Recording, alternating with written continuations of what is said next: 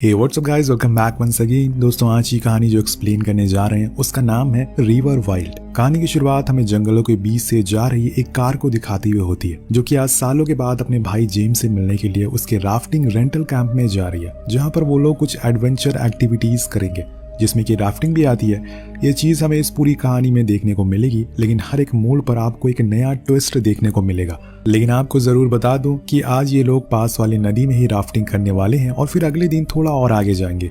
James के साथ दो ब्रिटिश टूरिस्ट भी हैं जिन्होंने यहाँ पर आने के लिए जेम्स को पैसे दिए हैं, और उनके साथ है टैरिफ, जो कि जेम्स और जोई का बचपन का दोस्त है। पर जब जोई उसे देखती है तो उसका कुछ खास रिएक्शन नहीं होता। असल में उसके बारे में उसे पता नहीं था कि वो भी यहाँ पर आने वाला है, इसीलिए वो थोड़ा हैरान थी। उसके चेहरे से हमें साफ पता चलता है कि ये दोनों का कुछ पुराना लफड़ा है। जोई उसे बाहर नहीं लाना चाहती थी, वो ऐसा दिखाने की कोशिश करती है कि जैसे सब कुछ नॉर्मल ही है। और इसके बाद अब सभी तैयार होने लगते। बीच बीच में वो थोड़ी मस्ती भी करते रहते हैं, क्योंकि जेम्स सभी से डेथ पेपर पर साइन करवा रहा था, क्योंकि इस एक्टिविटी में किसी की जान भी जा सकती है, जिसका जिम्मेदार वो खुद नहीं होने वाले। अब सभी बोट पर बैठ जाते हैं और खूब एंजॉय करते हैं। सभी लोग धीरे धीरे करके आगे तेज लहरों के पास पहुंचते हैं, लेकिन इसी दौरान अचानक से जो पानी में गिर जाती है, इसलिए बोट को रोकना पड़ता है और जेम्स जाकर उसे वापस लाता है। वो सालों बाद राफ्टिंग कर रही थी, इसीलिए उसे थोड़ा डर लग रहा था, लेकिन जेम्स उसे समझाता है कि ये काफी नॉर्मल चीज है। उसे अकेले बैठा हुआ देखकर उसके पास टैरिफ आता है बात करने के लिए, लेकिन जोई उसे खास इंपॉर्टेंस नहीं देती। उसकी वजह से वो वहां से चला जाता है। इसके बाद सभी लोग रात के लिए टेंट लगाना शुरू करते हैं।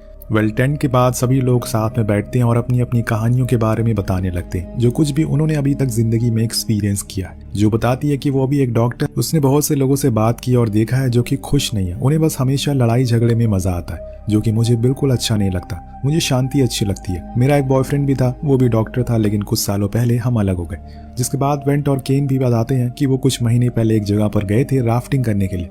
वो उनकी जिंदगी का सबसे अच्छा एक्सपीरियंस था, जो कि वो कभी भूलने वाले नहीं है। जिसके बाद जेम्स भी कुछ शेयर करता है, लेकिन टैरिफ कुछ भी नहीं कहता और चुपचाप स्मोक करता रहता है। वो किसी को कुछ बताना ही नहीं चाहता था। ऐसा लग रहा है कि वो बहुत सी चीजें छुपा रहा है। खैर, अब काफी रात हो जाती है और सभी लोग सोने के लिए चले जाते हैं। वेन टॉयलेट के लिए जंगल में जाती है। इधर जोई सोने के लिए ब्लैंकेट खोलती है, लेकिन तभी जंगल से वेंट की चीखने की आवाज आती है। सभी वहां पर भागते हुए जाते हैं। वहां पर उन्हें टैरिफ पहले से ही खड़ा मिलता है, जो कि थोड़ा सा अजीब था। सभी टॉर्च जलाते हैं तो उन्हें पता चलता है कि वेंट के सर में फ्रैक्चर हो गया है और बहुत ही ज्यादा खून बह रहा है, क्योंकि पास में ही पड़े हुए पत्थर पर वो गिर गई थी। जोई डॉक्टर है तो वो उसे थोड़ा सहारा देती है और कुछ दवाइयां भी देती है, जिससे उसे थोड़ा दर्द कम हो। उसे कहीं ना कहीं टैरिफ पर शक, क्योंकि जब से वो यहाँ पर आई है वो यही खड़ा था, यानी कि उसे वेंट की आवाज सबसे पहले आई होगी। वो टैरिफ को सैटेलाइट फोन को लेने के लिए भेज देती है और फिर वेंट से पूछती है कि असल में यहाँ पर क्या हुआ था। वो बताती है कि वो उसके साथ जबरदस्ती कर रहा था। जब मैंने उसे मना किया तो उसने मुझे धक्का दे दिया। तभी वहाँ जेम्स और टैरिफ दोनों आते हैं और बताते हैं कि सैटेलाइट फोन में बैटरी खत्म हो गई। तो जोई झूठ बोलती है कि इसके पास सिर्फ 2 ही घंटे बचे हुए हैं, हमें जितनी जल्दी हो सके इसे ट्रीटमेंट देना होगा, वरना कुछ अनहोनी हो सकती है। अब ये सुनकर जेम्स डर जाता और सभी को बोट के पास चलने को कहता है। उन्हें सबसे पहले पास वाले फॉरेस्ट रेंजर के पास जाना होगा, जहाँ पर वो एयर एम्बुलेंस के जरिए वेन को सिटी ले जाएंगे, तभी वो बच सकती है। यहाँ उनके पास 2 रास्ते थे, या तो वो पैदल जंगल के बीच से होते हुए स्टेशन के पास जाएं, या फिर वो लोग नदी के रास्ते से आगे बढ़ें, जो कि शॉर्टकट है। सभी नदी वाले रास्ते को चुनते हैं और उनके पास बोट भी मौजूद थी और सारे राफ्टिंग इक्विपमेंट भी। इसीलिए सभी वेंट को बोट पर बैठाते हैं, लेकिन पानी का बहाव तेज है और अंधेरा भी बहुत ज्यादा है, इसीलिए उन्हें ऐसे राफ्ट चलाने में बहुत मुश्किल हो रही है। लेकिन उन्हें ये करना ही होगा, क्योंकि वेंट के पास समय बहुत कम है। अभी तक जोई ने जेम्स को टैरिफ के बारे में कुछ भी बताया नहीं है। उसे लगता है कि अगर उसने ये सब किया है तो वो उन्हें रोकने के लिए कुछ न कुछ जरूर करेगा, और उसे इस बात की पूरी कंफर्मेशन है। वेल, यहाँ पर हमें एक और चीज पता चलती है कि अभी इस समय पर टैरिफ बेल पर है। उसे चोरी और कई जुर्म के लिए जेल भी जाना पड़ा है, जिसकी सजा अभी तक पूरी नहीं हुई है। और ये बात जब जोई को पता चलती है तो वो उसे और ज्यादा डर जाती है, इसीलिए उसे अभी तक उससे कोई बात नहीं की। अब वो लोग इस अंधेरे में बोट को और आगे लेकर जा रहे थे, लेकिन तभी बीच में पानी का बहाव काफी तेज हो जाता है। जिस बात का डर था वही होता है। बोट असल में पलट जाती है और सभी लोग पानी में गिर जाते हैं, जिसमें कि वेंट मिसिंग थी। एक तो पहले से अंधेरा था, ऊपर से एक और मुसीबत। सभी बहुत परेशान थे, लेकिन जोई को अहम मौके पर वेंट पानी में मिल जाती है। वो फौरन उसे लेकर ऊपर आती है, लेकिन वो बेहोश हो चुकी थी। अगर उसके अंदर पानी ज्यादा देर तक रहा तो वो मर भी सकती, इसीलिए वो फौरन उसे CPR देती हैं और लगातार चेस्ट प्रेसिंग की मदद से उसके पानी को बाहर निकालती हैं। उधर जेम्स और लोगों को बाहर निकालने में उनकी मदद करता है और फिर सभी लोग किनारे पर आ जाते हैं। जेम्स फौरन जोई के पास आता और उसे वेंट की सिचुएशन के बारे में पूछता। वो कहती है कि वो बिल्कुल ठीक है, लेकिन मैं तुम्हें कुछ बताना चाहती हूँ। जो कुछ भी उसके साथ हुआ वो असल में टैरिफ ने किया है, मुझे वेंट ने खुद ये बताया है। अभी जो बोट पलटी है, मुझे लगता है कि इसमें भी टैरिफ का ही हाथ है, क्योंकि वो नहीं चाहता कि हम लोग रेंजर के पास पहुंचे और रिपोर्ट करवाएं। इससे वो मुसीबत में फंस सकता है। तुम देखना आगे जाकर हमें वो रोकने की जरूर कोशिश करेगा। लेकिन जेम्स को यकीन नहीं होता और वो उसकी बातों को इग्नोर कर देता है। फौरन सभी को बोट पर बैठने को बोलता है, क्योंकि अभी बहुत ही कम समय इनके पास है। सभी फिर से आगे बढ़ते हैं और कुछ ही देर में सूरज भी निकल जाता है। उजाला हो गया था और ऐसे ही में रास्ते को देख पाना आसान हो गया था। वो अपनी स्पीड को और बढ़ा लेते हैं और फाइनली किनारे तक पहुंच जाते हैं, जहां पर उन्हें सीधा स्टेशन तक जाना था। इधर टैरिफ और जेम्स दोनों ही जंगल के अंदर भागते हैं। उन्हें जल्दी से वहां तक पहुंचना है, पर कुछ देर चलने के बाद वो जेम्स को रोक लेता है और उसे पूछता है कि वो तुमसे कल रात क्या कह रही थी। मुझे पता है कि देखो, जो कुछ भी हुआ है वो सब एक हादसा था। मैंने जानबूझकर कुछ नहीं किया। मैं वेंट को समझाने की कोशिश कर रहा था, पर उसका पैर स्लिप हो गया। तुम मेरी बात ध्यान से सुनो। अभी मैं बेल पर हूँ और मैं नहीं चाहता, तुम्हारी वजह से मैंने 3 साल जेल में बिताए हैं और अब तुम्हें मेरा साथ देना होगा। जेम्स टैरिफ को गले से लगा लेता और उसे कहता है कि मैं तुम्हारे साथ ही हूँ, पर फिलहाल हमें वहाँ पहुँचना होगा, वरना वो मर जाएगी। अब दोनों ही भागते हैं, लेकिन स्टेशन पर कोई नहीं था। वो कुछ देर बाहर खड़े होकर इंतजार करते हैं। तभी एक रेंजर वहां आता है और जेम्स उसे अपने हालातों के बारे में बताता है और फौरन एक चॉपर लाने को बोलता है। लेकिन अंदर जाने के कुछ ही समय बाद टैरिफ को पता नहीं क्या हो जाता है। वो रेंजर को कॉल ही करने नहीं देता। उसका कहना था कि वो पहले वेंट को किसी नजदीक वाले हॉस्पिटल में लेकर जाएंगे और इससे वो किसी भी पुलिस केस में इन्वॉल्व नहीं होगा। लेकिन रेंजर कहता है कि ये प्रोटोकॉल के खिलाफ है, इससे तुम्हारे दोस्त की जान भी जा सकती है। लेकिन टैरिफ झूठ कहता है। वो उसे समझाता है कि इससे जेम्स की रेंटल राफ्टिंग कैंप की रेपुटेशन खराब हो जाएगी, इसलिए तुम ऐसा मत करो। लेकिन रेंजर नहीं मानता और वो उसके प्रति अग्रेसिव हो जाता है, जो बात रेंजर को पसंद नहीं आती और उसे कहीं ना कहीं कुछ गड़बड़ लगने लगती है। इसीलिए वो अपनी पिस्तल निकाल कर उस पर पॉइंट कर देता है। जेम्स घबरा जाता है। ये चीज तो बद से बदतर होने लगी है। वो रेंजर की बंदूक उससे ले लेता है और गलती से ट्रिगर को दबा देता है, जिसके बाद बहुत अफसोस होता है उसे। लेकिन अब क्या फायदा, खेल तो खराब हो चुका है। अब वो खुद को मारने की भी कोशिश करता है, लेकिन ऐसा नहीं कर पाता। वो रेंजर मर चुका था। उसके ऊपर पहले से ही 2 अपराध के चार्जेस लगे हुए हैं, अब ये तीसरा भी हो गया। इसीलिए वो भागने का सोचता है, जिसके लिए वो नदी का सहारा लेगा और कनाडा के बॉर्डर को उसी नदी से पार कर देगा, जहां से उसे पकड़ पाना मुश्किल हो जाएगा। लेकिन इसमें समय लगने वाला है। पर सबसे पहले तो उन्हें उस रेंजर की बॉडी को ठिकाने लगाना होगा। वो जेम्स को बंदूक दिखाते हुए कहता है कि इस लाश को किसी और कार में डाल दो। वो मजबूर था और इसीलिए उसका कहना उसे मानना पड़ता है, जिसके बाद दोनों ही उसे खाई में धक्का दे देते, जिससे ऐसा लगे कि ये एक हादसा था, किसी को उन पर शक न हो। इसके बाद वो बंदूक को लेकर बोट के पास जाता है और वहां सभी इस चीज को देखकर डर जाते हैं। जेम्स उन्हें बताता है कि इसने पुलिस वाले को मार दिया है, इसीलिए अब वेंट के लिए कोई भी मदद नहीं आने वाली है, जिसका यह साफ मतलब था कि ये उसकी मौत तय है। सभी को वो बैठने को बोलता है और बोट को कनाडा बॉर्डर की ओर ले जाने के लिए कहता है, जो कि यहाँ से थोड़ी ही दूरी पर है। लेकिन उसके लिए इन्हें और लोगों की जरूरत पड़ेगी। इतने में इतनी दूर एक बारी में पैडल नहीं कर सकते। पर टैरिफ को कोई फर्क नहीं पड़ता, उसे अब फिर से जेल नहीं जाना है, इसीलिए वो ऐसा कर रहा है। कुछ ही समय के बाद वेंट अपना दम तोड़ देती है। अब जो उसकी आंखों को बंद कर देती है, उसके अंदर तो बहुत ही ज्यादा गुस्सा था, लेकिन अभी इस समय वो कुछ कर नहीं सकती। उसे तो पहले से ही टैरिफ पर शक था, लेकिन किसी ने उसकी बात पर यकीन नहीं किया। आगे जाने पर उन्हें एक ब्रिज दिखाई देता है, जिसके ऊपर एक बंदा अकेले आगे जा रहा था, जो बड़ी ही चालाकी से एक मिरर की मदद से उसकी ओर रिफ्लेक्शन करती है ताकि वो इन्हें देख ले।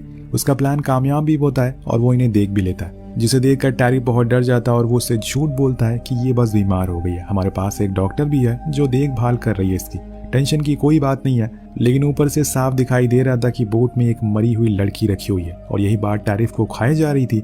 उसे यकीन था कि वो आदमी आगे जाकर किसी न किसी को जरूर बताएगा, इसीलिए वो सभी से कहता है कि मुझे आज के आज कनाडा बॉर्डर तक जाना है, कैसे भी करके मुझे वहां ले चलो। लेकिन जेम्स कहता है कि हमारी बोट पर वजन ज्यादा है, इसलिए स्पीड से चला पाना इसे आसान नहीं है। तो टैरिफ कहता है कि ठीक है, वेंट को दफना दो, जिसके लिए सभी मान जाते हैं और फिर किनारे पर ही वेंट को दफना दिया जाता है। जिसके बाद वो लोग फिर से बोट की तरफ जाने लगते हैं, लेकिन कुछ ही देर में अंधेरा हो जाता है। ऐसे में राफ्ट को चलाना आसान नहीं है, इसीलिए वो सभी डिसाइड करते हैं कि वो आज यहीं पर ठहरेंगे। बीच रास्ते में चलते हुए टैरिफ जो से कहता है कि तुम्हें पता है मैंने ये सब तुम्हारे लिए किया है, ताकि तुम किसी भी चक्कर में ना फंसो। क्या तुम्हें कुछ पता है?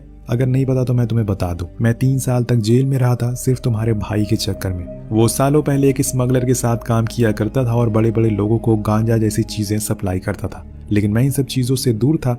पर उसने मुझे पैसों का लालच दिया और मुझे भी इन सब चक्करों में फंसा दिया और उसके सारे गुनाहों को मैंने अपने सर ले लिया और 3 साल जेल में रहा। ये सब सुनकर जोई को तो यकीन ही नहीं होता, उसने इन सब चीजों के बारे में कुछ पता ही नहीं होता।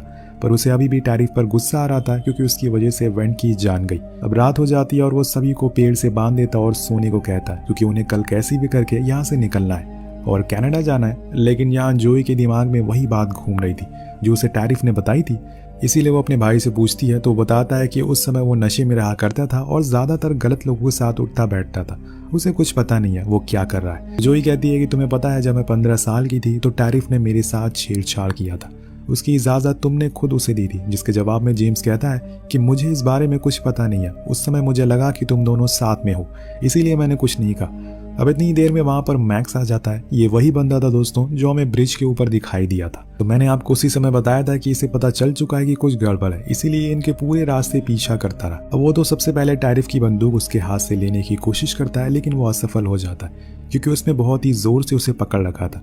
इसीलिए वो जोई और जेम्स को खोलने का ट्राई करता है, पर इतने में टैरिफ की आंख खुल जाती है और वो बिना कुछ सोचे समझे ही उसे पीछे से गोली मार देता है, जिससे मौके पर ही उसकी मौत हो जाती है। टैरिफ को लगता है कि ये सब जोई का प्लान था, लेकिन वो कहती है कि उसे इस बारे में कुछ पता नहीं है। सभी इस चीज के बाद बहुत डर जाते हैं। उन्हें अंदाजा हो जाता है कि टैरिफ कितना खतरनाक है, वो किसी को भी मार सकता है क्योंकि अब उसे किसी का भी डर नहीं है। इसके बाद ये लोग मैक्स की लाश को दफना देते हैं और फिर से जाकर बोट पर बैठ जाते हैं। लेकिन क्रिश्चियन जो कि वेन की दोस्त है, वो बहुत ही चालाकी से मैक्स की जेब से उसका चाकू निकाल लेती है और फिर जब ये लोग बोट पर बैठते हैं तो उसमें छेद कर देती है। लेकिन जो ये देख लेती है टैरिफ को कहीं ना कहीं उस पर शक, लेकिन क्रिश्चियन मना कर देती है, उसे कुछ नहीं किया। उन्हें मजबूरन किनारे पर आना पड़ता है, जिसके बाद जेम्स उस बोट को ठीक करने के लिए अपने बैग को खोलता है और इसी का फायदा उठाकर वो एक स्प्रे टैरिफ के मुंह पर मार देता है, जिससे कि वो थोड़ी देर के लिए ब्लाइंड हो जाता है। जिसके बाद उन दोनों में लड़ाई होना शुरू हो जाती है। उधर जोई क्रिश्चियन की रस्सी को खोल देती है और फिर वो दोनों जंगल के अंदर भागना शुरू कर देते हैं। जब कुछ देर वो चले जाते हैं तो उन्हें एक गोली की आवाज सुनाई देती है और जब जोई पीछे मुड़ती है तो वहां उसे टैरिफ दिखाई देता है, यानी कि जेम्स को गोली लगी है। क्रिश्चियन उसे भागने को बोलती है, लेकिन वो अपने भाई को ऐसे मरता हुआ छोड़कर नहीं जा सकती, इसीलिए वो दूसरे रास्ते को चूज करती है, जिसकी वजह से दोनों अलग हो जाते हैं। जोई के पीछे टैरिफ पड़ जाता है, पर जब तक उसे पकड़ पाता वो एक पहाड़ के नीचे कूद जाती है। हालांकि टैरिफ उस पर गोलियां चलाता है, लेकिन उसे कुछ नहीं होता। वो जाकर जेम्स से मिलती है और देखती है कि उसे बहुत खून निकल रहा है। वो फौरन उसे बोट पर बैठाती है और वहां से निकल जाती है। इधर से टैरिफ उस पर गोलियां चलाता है, लेकिन एक भी गोली उसे नहीं लगती। पर इतनी ही देर में उसे वहां पर दो लोग दिख जाते हैं जो कि राफ्टिंग करने के लिए आए थे। उन्हें उस पर शक होता है, लेकिन वो कुछ समझ पाते कि टैरिफ उन्हें भी गोली मार देता है और उनकी बोट को चुरा कर वहां से भागने लगता है। इधर जोई अपनी जान बचाकर भाग रही थी, लेकिन उसका सामना तेज लहरों से होता है, जिसके लिए वो काबिल नहीं थी और इसीलिए आगे जाकर बोट पलट जाती है और दोनों ही गिर जाते हैं। जेम्स की तो हालत बहुत बेकार थी, इसीलिए जोई फौरन उसे किनारे पर लाती है और उसका खून बहना बंद ही नहीं हो रहा था। वो कुछ कर पाती कि तभी उसे पीछे से कोई चाकू मार देता और ये कोई और नहीं बल्कि टैरिफ था। वो उसको भी मारने के लिए पागल हो गया था, लेकिन जेम्स ऐसा नहीं होने देता। वो खुद की बहन को ऐसे मरता हुआ देख नहीं सकता, इसीलिए वो उसके अंदर जितनी भी ताकत थी वो उसे खड़ा होता है और टैरिफ को पकड़कर नदी में कूद जाता है और बहते हुए वाटरफॉल के पास जाता है, जिससे दोनों ही साथ में नीचे गिर जाते हैं। जो ये सब दर्द में रहते हुए देख रही थी, उसे कुछ नहीं समझ रहा था कि वो क्या करे। उसे एक गोली भी लगी थी जिसे वो खुद के हाथों से निकालती है और वहीं पड़ी रहती है। शायद उसका भी आज अंत है, लेकिन इतने में उसे ऊपर एक चॉपर दिखाई देता है जिसमें क्रिश्चियन थी और फाइनली क्रिश्चियन उसे देख लेती है। वो मदद के लिए आ गई थी, फौरन उसे ऊपर खींच लिया जाता और वहां जाकर वो क्रिश्चियन से साफ साफ कहती है कि अब कोई नहीं बचा, सब खत्म हो गया। इसी के साथ ये कहानी का यही अंत हो जाता है। आपको कहानी कैसी लगी नीचे कमेंट करके जरूर बताएगा। मिलते हैं अगली वीडियो में। पीस।